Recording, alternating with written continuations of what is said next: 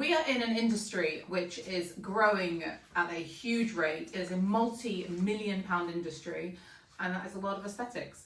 But what treatment is right for you? So we talk a lot about a holistic approach to aesthetics, etc. But there is a really big divide in what treatments are right for you in your age bracket. So we're going to quickly go over the do's and don'ts pre-35-40, the do's and don'ts post-40.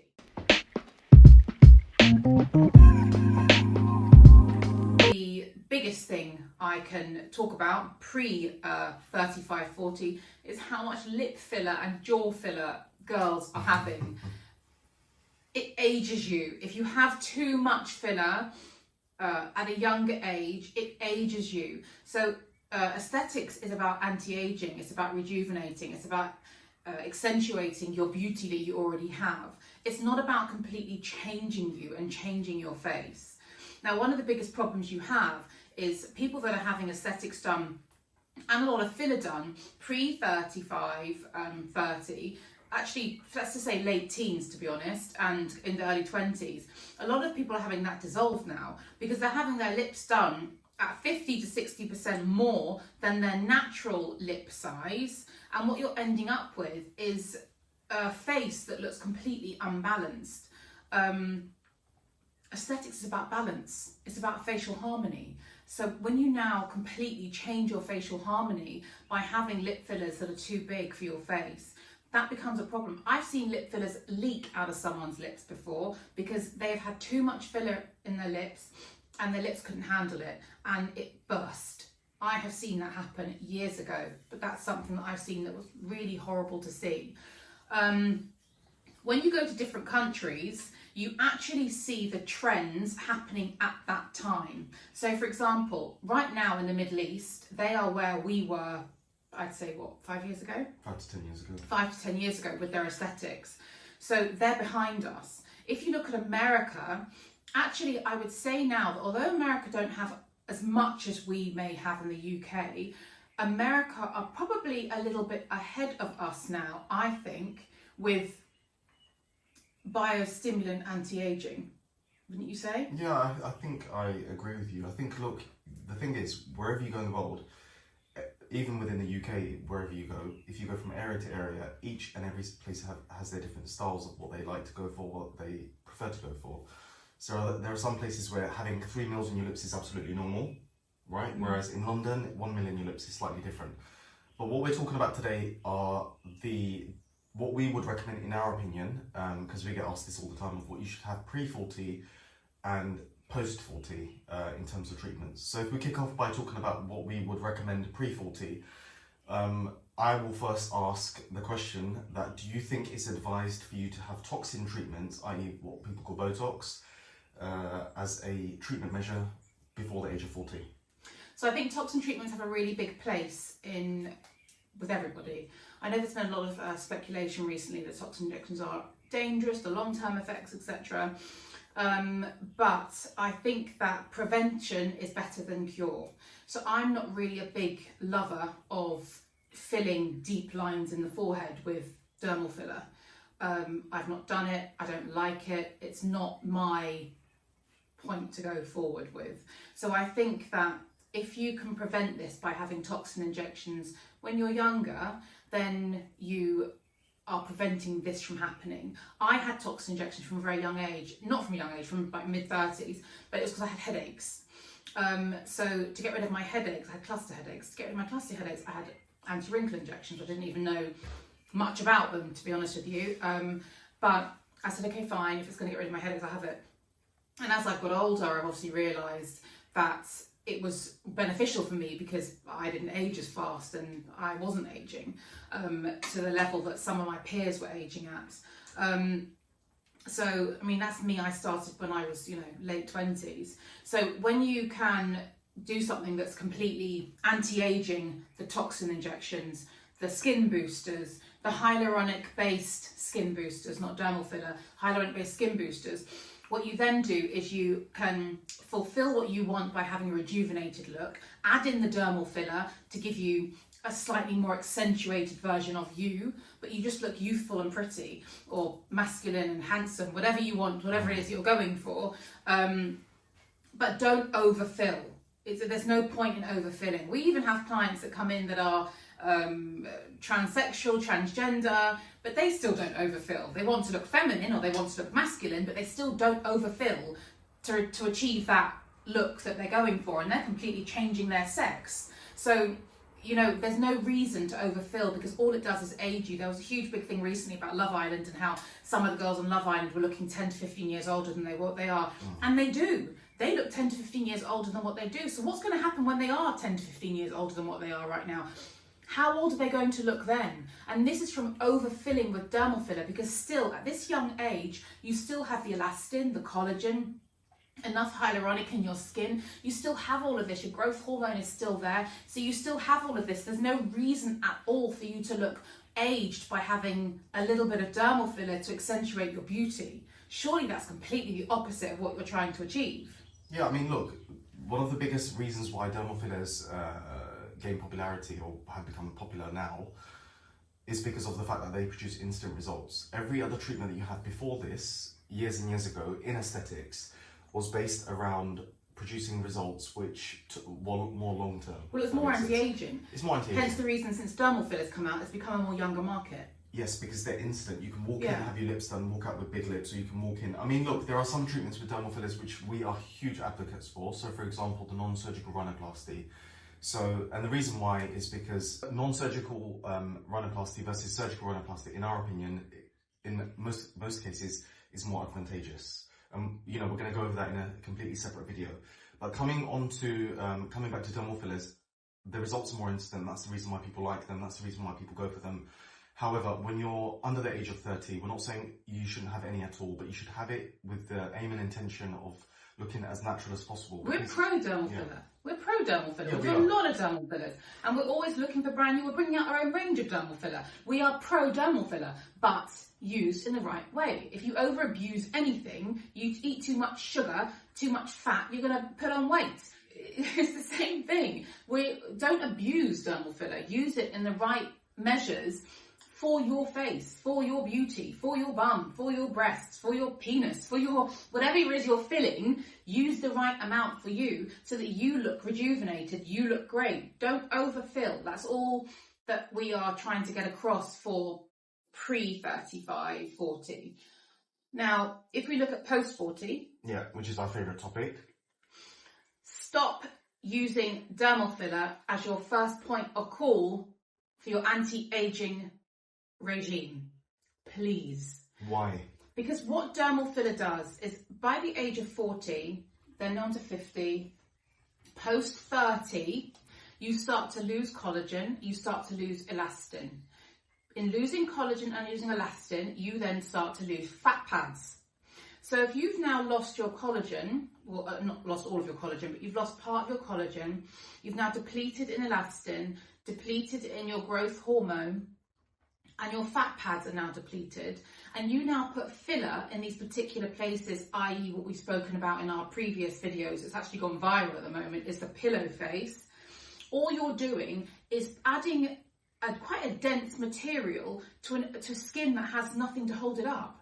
So if you've got no fat pads, or your fat pads have really diminished, and the collagen isn't there to give your skin that nice support, how are you supposed to hold up a hydrophilic based dermal filler that attracts so much water, it's going to become heavy in your skin and eventually start to hang? So what happens as we age? Our face comes like this and it starts to hang down. If you are now adding too much dermal filler, all you're doing is speeding that process up, because you're putting more weight in skin that doesn't have enough growth hormone, that doesn't have enough collagen and doesn't have enough elastin and has no fat pads. So you're adding in a heavy weight that's going to just hang your skin down. You're going to age yourselves. So when you are thinking about having treatments done post 40, you need to be thinking about banking your collagen. It's really important to bank your collagen. After 30, after 40, after 50, we start to lose collagen at really fast rates. So what we need to think about doing is if you think about if you're 30 and you can bank collagen, the collagen that you will lose, you will still have some in the bank to hold you through to your 50. And so on and so forth. You have at 40, it will carry on going. So your collagen will last longer. So there are many products you can have. There is products like Sculptra, which is PLLA, that have been around for donkey's years. It's like the golden grail of aesthetics. But because dermal filler came out, Sculptra took a back seat because it's not as quick reacting. You don't see the effects so quickly that you see when you leave the chair after having dermal filler. But the quicker you see the results, the quicker you need it fixed, the quicker it ages you.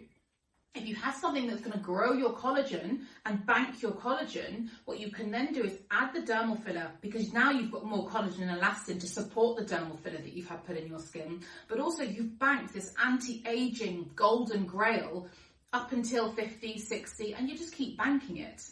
So it's really important to think about all your skin boosters as a maintenance, and definitely something that rebuilds your collagen, because what is anti-aging all about? It's about rebuilding collagen, it's about replacing fat pads, and it's about replacing and rebuilding your elastin. That is what anti-aging is about. You can take all the collagen powders you want, but if you're not going directly to the source, the collagen powder that you're drinking doesn't know where it's supposed to go. It just, as a whole, rejuvenates your body. And yes, it adds in, and yes, it can rebuild a little bit of collagen, but it's not going to do the work of putting in a material that starts your fibroblasts moving and your collagen growing again. There's nothing out there that's more superior than that. So when you start putting dermal filler, and this is why I said it's a big no-no as your first point of call, is to go for dermal filler, because you're putting something heavy in an area that cannot support it. We need to support your skin. We need to grow the elastin. You want to get rid of these jowls. Jowls is fat. It's fat that won't go. And we need to get rid of that fat and rebuild and lift back up again. We don't rebuild by shoving in a load of dermal filler in your nose to mouth lines, because what are you doing? Okay, now you have fat here. Now you have dermal filler that you've put in. It's going to make this all heavy. So in a year's light down the line, you're going to have even, your jowls are going to be even worse, because we haven't got rid of the problem. So for example, to get rid of the problem of jowls, we can do fat dissolving, we can use PDO threads, which again is collagen boosting. Do not be afraid of PDO threads. They are not like the old school PDO threads. They are new. They are used in surgery every single day. That's all that is used. And if you have a good skilled practitioner, PDO threads can be unbelievably amazing. And where they leave the skin tight, they still put the collagen in there and you get that tight look. That's how we get rid of the jowl area. We don't get rid of the jowl area by putting more weight into that area. Do you agree? I completely agree. I think having dermal fillers after the age of 40 as a first point of call is a no-go. You know, we still say that you can have it in certain areas, but I think don't go to dermal fillers as your first point of call. And exactly what you've just mentioned, the reason why is because what you're trying to do is rebuild the collagen and you're trying to tighten the face and lift everything up. We do it all the time with clients where we rebuild the collagen using products like PLLA, which rebuilds the collagen over time. And then we add in dermal fillers afterwards, because you end up needing less dermal filler to fill in areas, for example, in the cheeks or sculpt in the jawline, especially for guys and girls out there. But you end up needing to use less and less dermal filler over time, because your skin just looks really good. And I think PLLA and PDO threads and PLLA threads are probably one of the best things to have of 40 and onwards, because it just makes your skin look really good. Yeah, and we have skin tightening power boosters with various products in vitamin C's, aminos. There are so many things that your skin needs, and it's begging you for. And you can have hyaluronic based skin boosters that still add volume in certain areas, but they're not doing it in a heavy way where they're a thick, dense filler that's going to add weight to your skin. We don't want to add any weight. And that's really important. So finding a skilled practitioner who will work with you on a journey of aesthetics is really important. If you turn up to a practitioner and they just want to get your money out of you and it's a one-stop shop, you have your treatment and you go, to us that's not really favourable. And we have an academy, we teach people in the academy, don't treat your patients or your clients in that way, because this needs to be a journey. Somebody comes in and they trust you with their face, with their skin, with their, what they show to the world as a first point of call. So therefore, you need to make sure that you're on a journey with that person. Here is our 12-month plan or our 6-month plan, and this is how we're going to keep your skin rejuvenated and get it to the best it's ever been. You can't do that in one sitting with a practitioner. It's impossible.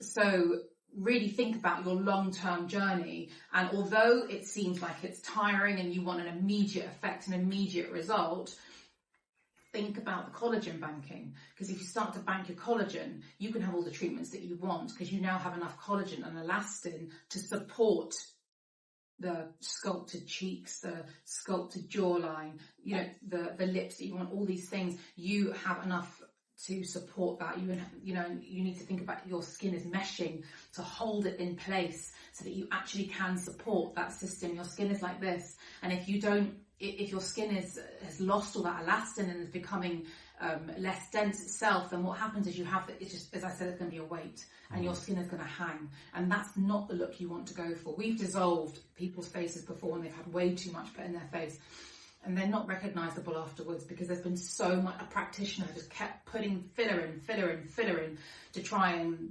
achieve this look that the client thinks that they want, but to no end. And then they come and see us and we say, no, we've got to dissolve the lot and start again. And then we get someone who looks 10 to 15 years younger. Because we've taken the time and you understand, you have to collagen bank post 40. It's really important.